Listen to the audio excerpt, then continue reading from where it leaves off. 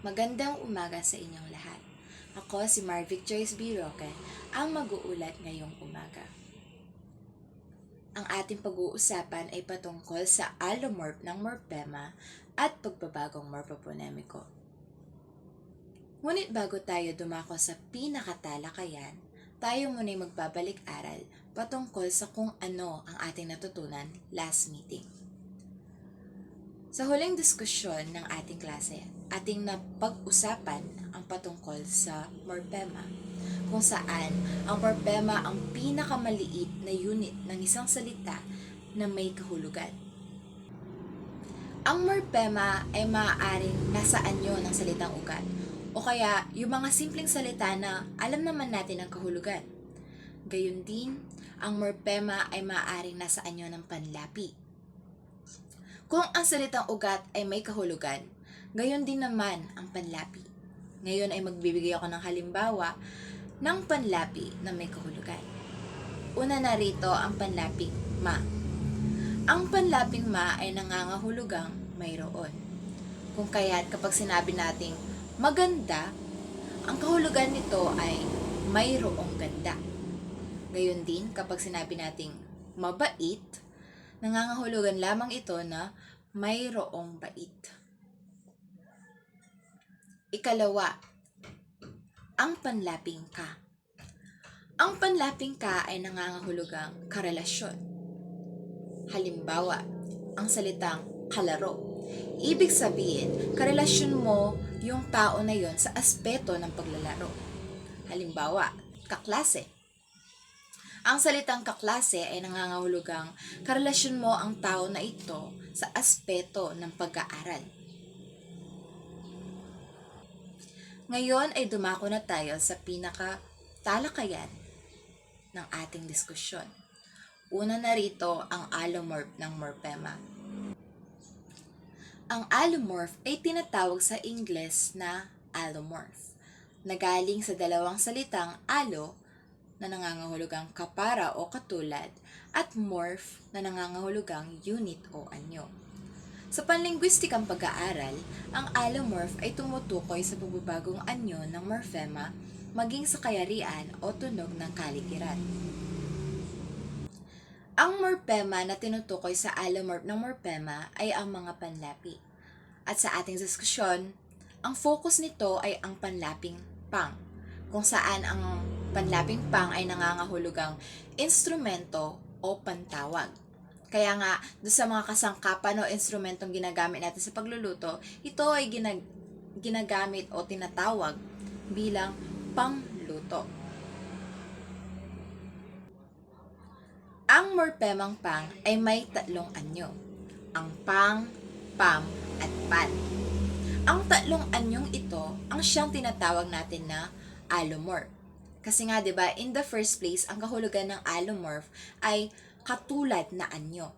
So these three, ang tatlong ito ay nag-derive sila sa pang. Galing sila sa salitang pang.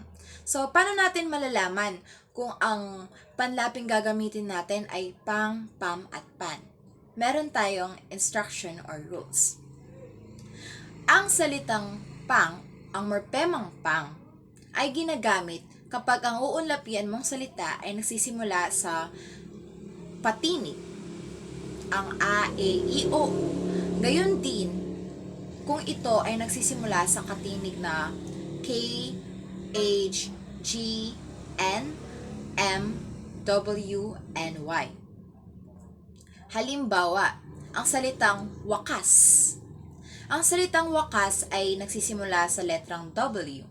Kung kaya't nararapat lamang na morphemang pang ang ating gagamitin. At ito ay magiging pangwakas.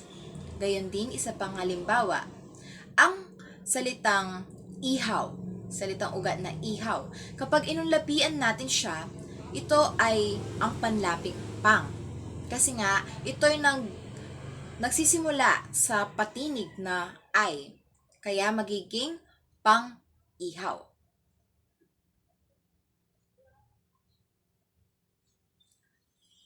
Ngayon dumako tayo sa PAM. Ang PAM ay ginagamit kung ang uunlapian mong salita ay nagsisimula sa letrang P or P. Halimbawa, ang salitang babae. Kapag uunlapian mo ang salitang babae, ito ay magiging pambabae dahil nga ito ay nagsisimula sa letrang B. Gayon din naman, isa pang halimbawa, ang salitang politiko. Nararapat lamang na gamitin ang morphemang PAM bilang panlapi dahil ito ay nagsisimula sa letrang P, kung kaya't ito ay magiging pampolitiko. Ang allomorph na pan naman ay ginagamit kung ang uunlapiang salita ay nagsisimula sa mga letrang D, L, R, S at T. Halimbawa, ang salitang sulsi, kung saan ito ay nagsisimula sa letrang S, kung kaya nararapat lamang na ang allomorph na gagamitin dito bilang panlapi ay ang pan, at ito ay magiging pansulsi. Gayon din sa panghalimbawa ay ang salitang tulog, kung saan ito ay nagsisimula sa letrang T at nararapat lamang na unlapian ito ng allomorph na pan at ito ay magiging pantulog. Ang huling halimbawa ay ang salitang dagat, kung saan ito ay nagsisimula sa letrang D, kung kaya't nararapat lamang na ang allomorph na pan ang siyang gamitin dito at ito ay magiging pandagat. Tulad ng bang, ang panlaping mang ay may mga allomorph din, ang mang, mam at pan. Gayon din naman ang sing na may mga allomorph na sing, sim, sing. Ang allomorph ng morphema ay hindi lamang patungkol sa morphemang pang o panlaping pang. Sa ating pag-aaral, tayo nakafocus sa salitang pang or morphemang pang sapagkat ito ang siya nakasaad sa libro. Ngunit hindi ito limitado rito. Ito ay ating focus lamang. Sa ibang libro, sa ibang leksyon, may mga iba pang morphema na may kanya-kanyang allomorph, katulang na lamang ng mga nabanggit. Kunyari, ang morphemang mang, ito ay may allomorph na mang, mam at man. Gayon din naman ang morphemang sing na may allomorph na sing, sin, sing. Magbibigay ako ng halimbawa ng mga salita na nakapaloob dito. Magsimula tayo sa morphemang mang. Halimbawa, ang salitang api. Ang salitang api ay nagsisimula sa letrang A o A at ito'y patinig. Kung kaya nararapat lamang na mang ang siyang gagamitin natin bilang panlapi at ito'y magiging mang-api. Ikalawang salita ay ang salitang bato. Ang salitang bato ay nagsisimula sa letrang B, kung kaya nararapat lamang na ang allomorph na gagamitin natin sa salitang ito bilang paglalapi ay ang salitang mam at ito ay magiging mambato. Ang huling halimbawa ay ang salitang loko, kung saan dahil ito ay nagsisimula sa letrang L, nararapat lamang na ang allomorph na man ang siyang gagamitin natin at ito ay magiging manloko. Dumako naman tayo sa morphemang sing. Halimbawa, ang salitang haba. Ito ay nagsisimula sa letrang H kung kaya nararapat lamang na gamitin ang allomorph na sing at ito ay magiging singhaba. Ang ikalawang halimbawa ay ang salitang puti. Ito ay nagsisimula sa letrang P kung kaya nararapat na ang gamitin natin dito ay ang allomorph na sim at ito ay magiging simputi. Ang pinakahuling halimbawa ay ang salitang lambot. Ito ay nagsisimula sa letrang L at nararapat lamang na ang gamitin dito na allomorph ay ang salitang o allomorph na sin at ito ay magiging sinlambot. Tayo dumako na sa ikalawang bahagi ng ating diskusyon. Ito ay ang pagbabagong morpoponemiko. Anumang pagbabago sa karaniwang anyo ng isang morpema dahil sa impluwensya ng kaligiran ay tinatawag na morpoponemiko. Kung ang allomorph ng morpema ay tumutukoy o nakafocus sa mga panlapi, ang pagbabagong morpoponemiko naman ay nakafocus sa mga salitang ugat kung saan kapag ito'y inunlapian, may mga pagbabagong nagaganap. Ayon kay La Chica 2000, may mga iba't ibang uri ng pagbabago ng morpoponemiko. Ito ay ang asimilasyon, pagpapalit ng ponema, metathesis, pagkaltas ng ponema, paglilipat diin, pagsusudlong, at pag-aangkop. Dumako tayo sa asimilasyon. Kapag ang tunog ng isang morpema ay naaasimilan ng isa pang morpema, ay may pagbabagong morpoponemikong nagaganap. Ang asimilasyon dito, parang sinasabi lamang na kapag ang dalawang salita o dalawang morpema ay naasimila na pagsama, may pagbabagong nagaganap. Ang dalawang morpemang tinutukoy dito ay ang salitang ugat at ang panlapi, kung saan kapag ito'y pinagsama, may pagbabagong nagaganap sa original form ng isang salita.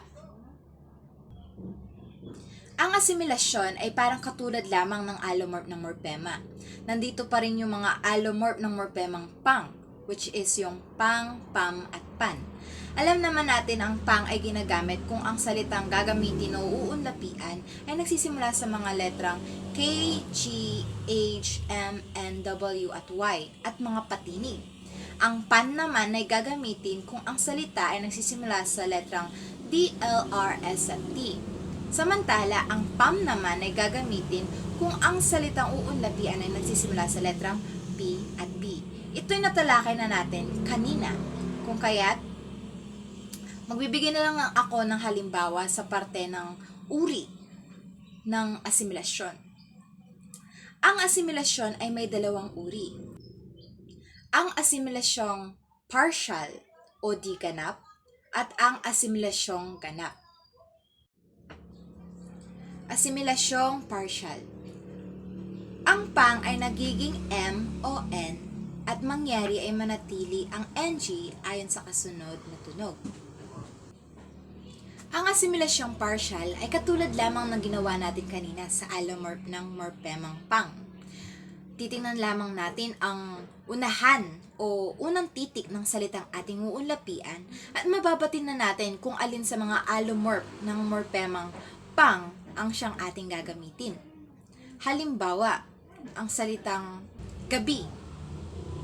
Ang salitang gabi ay nagsisimula sa letrang G, kung kaya nararapat lamang na ang gamitin na allomorph sa salitang ito ay ang salitang pang at ito'y magiging panggabi. Isa pang halimbawa ay ang salitang filosofiya. Ito'y nagsisimula sa letrang P, kung kaya't ang gagamitin nating allomorph dito ay ang allomorph na pam at ito'y magiging pampilosopiya. Ang huli naman ay ang salitang Senado. Ito'y uunlapian natin ng allomorph na pan at ito'y magiging pansenado. Dumako naman tayo sa asimilasyong ganap. Nagkakaroon ng asimilasyong ganap kapag ang unang ponemang inuunlapian ay naaasimilang ganap ng tunog ng panlapi.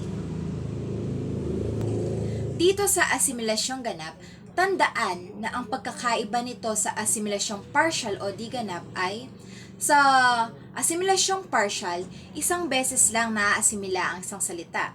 Kumbaga, dito ay inuunlapian lamang natin ang isang salitang ugat at iniisip at ina-analyze kung ano ba yung nararapat na allomorph na gagamitin natin sa paglalapi nito. Sa asimilasyong ganap naman, dito ay 2 beses na-asimila ang isang salitang ugat. So, paano? Una ay ia-apply natin yung ginawa natin sa asimilasyong partial, kung saan uunlapian natin ito. Ang ikalawa namang pag-aasimila ay ang tinatawag nating pagkakaltas ng ponema. Dito ay parang magbabawas tayo ng ponema o isang titik, ganoon. Para inyong mas maintindihan, magbibigay ako ng halimbawa. Una ay ang salitang suklay. Ang suklay ay nagsisimula sa letrang S. At kung uunlapian natin ito ng allomorph, ito'y ang allomorph na pan. Diba? Kasi suklay siya. Nagsisimula siya sa letrang S. Ito'y magiging pansuklay. Ngayon, dito na papasok yung pagkakaltas ng ponema. Ang pansuklay, babawasan natin yan. So, paano? Titingnan natin yung unang letra ng salita. At ito yung kakaltasan natin o kakaltisin natin. Ang unang letra ay ang S kasi suklay. So, ang mangyayari dyan ay pan plus uklay magiging panuklay. Isa pang halimbawa ay ang salitang palo. Unang gagawin natin ay uunlapian natin ito ng angkop na allomorph. Ang pinaka-angkop na allomorph ay ang pam sapagkat ito ay nagsisimula sa letrang P. Ito ay magiging pampalo. Ngayon ay kakaltasan natin ng unang letra ng salitang ugat, which is yung letrang P. Kaya ang magiging resulta nito ay pamalo. Kung napansin ninyo, may 2 uri ng asimilasyon, ang partial o di ganap at ang ganap. May 2 uri sapagkat hindi naman lahat ng salita ay napupunta sa ganap. Yung iba ay nag-i-stay lamang sa partial o yung uunlapian mo lamang. Hindi na sila nangangailangan ng pagkakaltas sapagkat may mga salita na kapag kinaltasan mo, naiiba yung kahulugan. Remember, yung reason bakit meron tayong pagbabagong morphoponemiko is for us to, mas mapabuti, mas mapabilis at mas mapadulas yung pagbibigkas natin ng mga salita at hindi upang baguhin ang kahulugan nito. As you can see, hindi lahat dumadaan sa asimilasyong ganap sapagkat may mga ilang salita na kapag kinaltasan mo, nababago yung meaning. For example, yung salitang bansa. Kapag naging pambansa yan at kinaltasan mo yung unang letra ng salitang ugat nito na bansa, magiging pamansa siya. So, iba na yung kahulugan. Meron din naman na halimbawa pa, yung salitang gulat. Dahil nagsisimula ito sa G, magiging panggulat. So, kapag kinaltasan mo yung unang letra nito, kapag tinry mo, magiging pangulat siya. So, iba na siya nakahulugan. So, you see, what I'm trying to say is, hindi lahat ng salita ay kailangan dumaan sa asimilasyong ganap. Yung iba sa partial lang talaga. Dumako naman tayo sa ikalawang uri ng pagbabagong morphoponemiko. Ito ay ang pagpapalit ng ponema. Sa pagbubuo ng mga salita ay may pagkakataong ang ponemang nasa posisyong inisyal o pinal ng salitang nilalapian ay nagbabago o napapalitan. Madalas itong maganap sa ponemang D at R. Mga ponemang O at U, E at I ay napagpapalitan din nang hindi nagbabago ang kahulugan ng salita. Sinasabi lamang rito na kapag ang isang salitang ugat ay nilapian, may mga pagkakataon na ang ibang letra nito ay nababago. Sabi nga, karamihan nitong nangyayari sa mga letrang D at R, O at U, at E at I, kung saan ito ay napagpapalitan na hindi nababago ang kahulugan. Magsimula tayo magbigay ng kahulugan sa pagpapalitan ng O at U. Halimbawa, ang salitang bilog. Kapag nilapian mo ito ng panlaping an, magiging itong bilugan o bilugan. hindi magiging bilogan. Papalitan ang O ng U. Another example, dugo. Kapag nilapian ito ng an, magiging duguan, hindi dugoan. Another example is takbo. Kapag nilapian mo ito ng han, magiging takbuhan, hindi takbohan. So as you can notice, yung mga letrang O sa salitang ugat, kapag nilapian na sila, nagiging U sila. Dumako naman tayo sa pagpapalit ng D at R. Halimbawa, ang salitang dahas. Kapag inunlapian mo ito ng ma, hindi siya madahas. Minsan ay nagiging marahas siya. Marahas. Gayon din, ang salitang tawid. Kapag nilapian siya ng an, hindi siya magiging tawidan. Magiging tawiran. Isa pang halimbawa ay ang salitang dumi. Kapag nilapian mo ito ng salitang ma, magiging marumi, hindi madumi. So as you can see, yung mga letrang D sa salitang ugat, kapag nilapian, magiging R. Although, may mga times na nararapat lamang na palitan ang D sa R, may mga pagkakataon din na hindi dapat. O minsan, optional. Let me explain it further.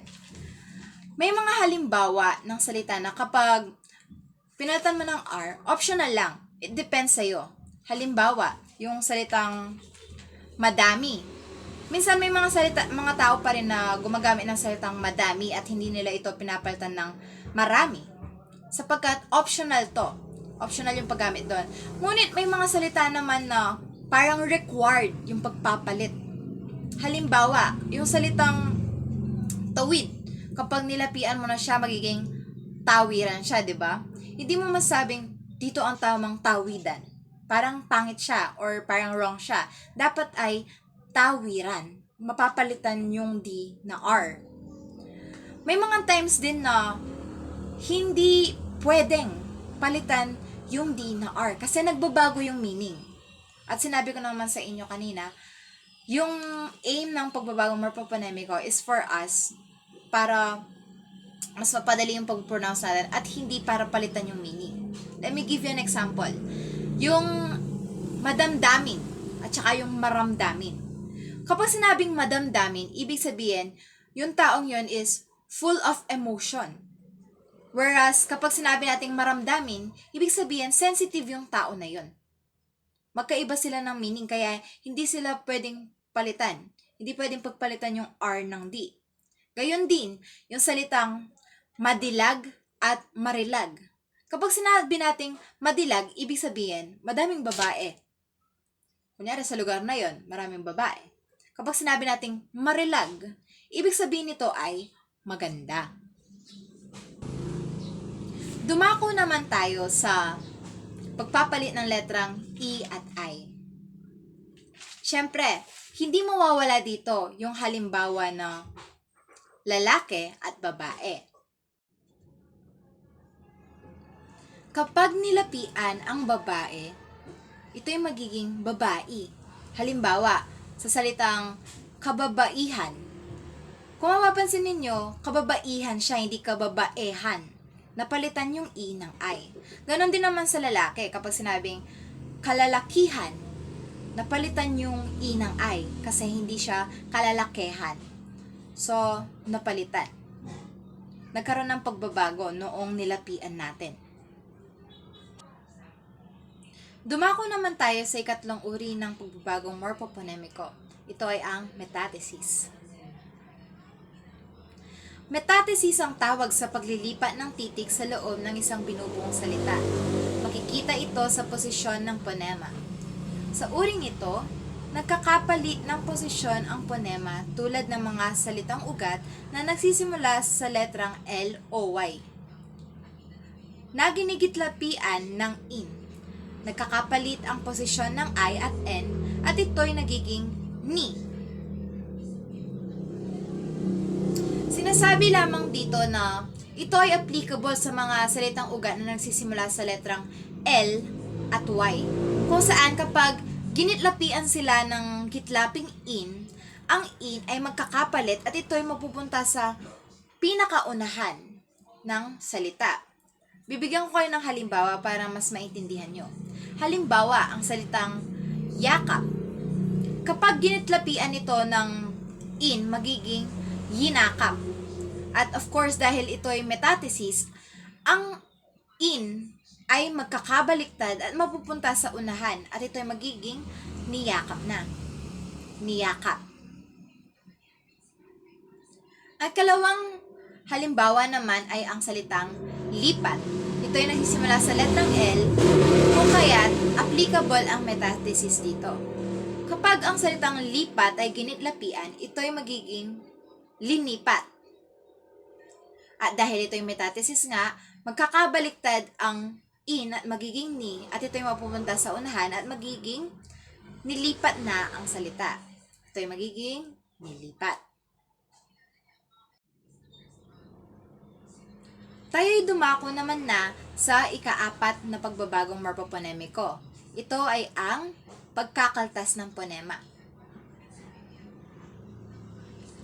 Ang pagbabagong morphoponemikong ito ay nagaganap kung ang huling ponemang patinig ng salitang ugat na hinuhulapian ay mawawala. Katulad lamang ito ng ginawa natin sa asimilasyong di ganap, kung saan nagkaltas tayo ng ponema.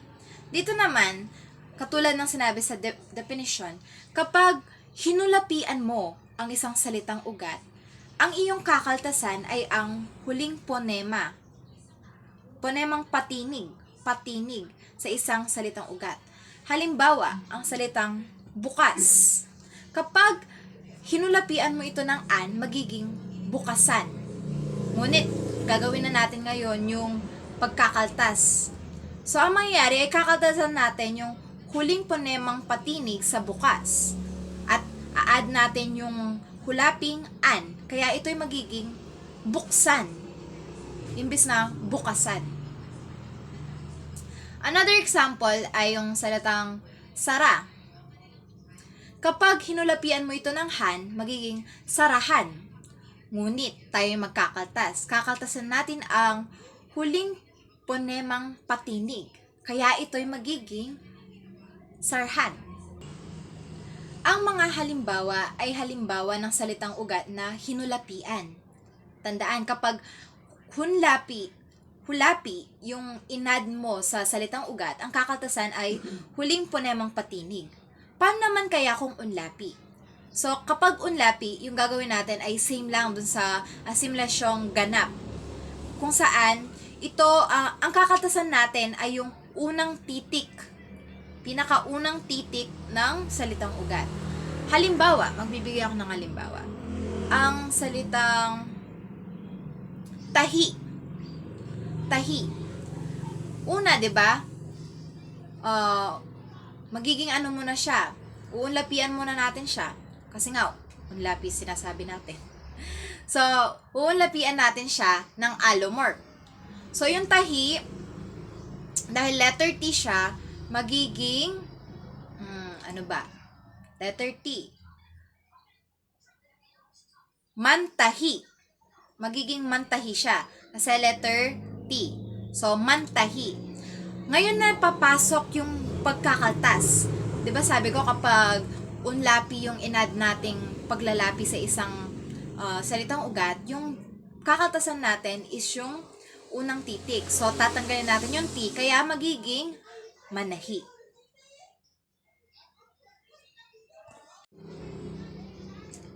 Lumipat naman tayo sa paglilipat ng diin. Ang diin ay maaaring malipat ng isa o dalawang pantig patungong huling pantig o isang pantig sa unahan ng salita. Nagbabago ang diin ng ibang mga salita kapag ang mga ito'y nilalapian. Sinasabi lamang rito na kapag ang isang salitang ugat ay nilapian o dinagdagan, ang diin sa salitang iyon ay magbabago kung ikukumpara mo sa original form nito. Halimbawa, ang salitang basa. Ang basa ay mayroong diin sa unang pantig, which is ba. Basa. Basa. Kapag nilapian natin ito ng hin, malilipat ang diin sapagkat ito ay magiging basahin. Basahin. Basahin. Nasa ikalawang pantig na or syllable yung diin.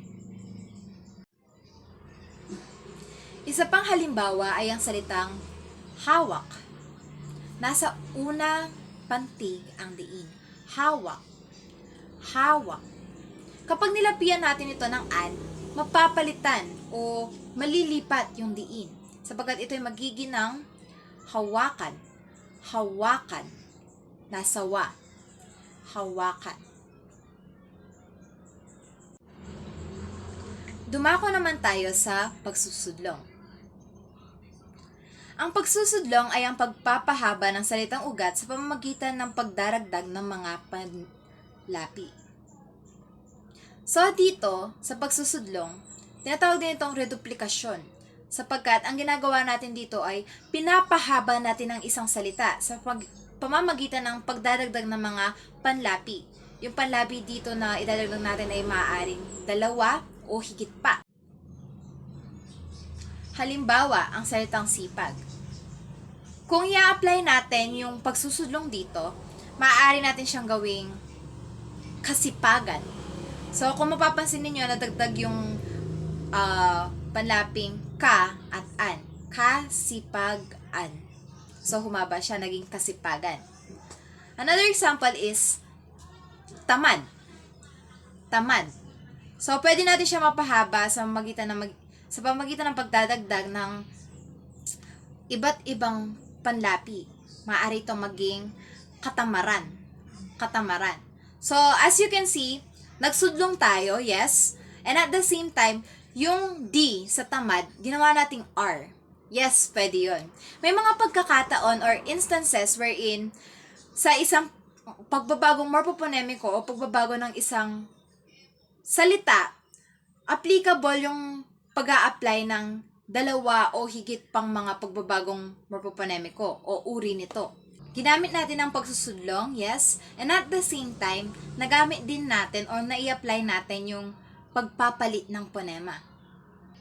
Dumako naman tayo sa pinakahuling uri ng pagbabagong morphophonemico at ito ay ang pag-aangkop. Ang pag-aangkop ay ang pagpapaikli ng 2 pinagsamang salita upang makabuo ng isang bagong salita. Halimbawa, ang salitang wika at ko. Kapag pinagsama mo sila, ito ay magiging kako. 'Di ba? Minsan narinig natin yan yung sabihin mo kako, ganito ganyan. Another example is hintay at ka. Magiging teka. Yung iba, pinapronounce na ito as taika. Hanggang sa naging teka. Which is, alam ko naman, mostly sa atin ginagamit ito. Another example is yung tayo plus na. Magiging tay na. So as you can see, parang yung 2 salita pinag-combine and at the same time, parang mas pinadali yung pagpapabigkas nito. So ganun lang siya.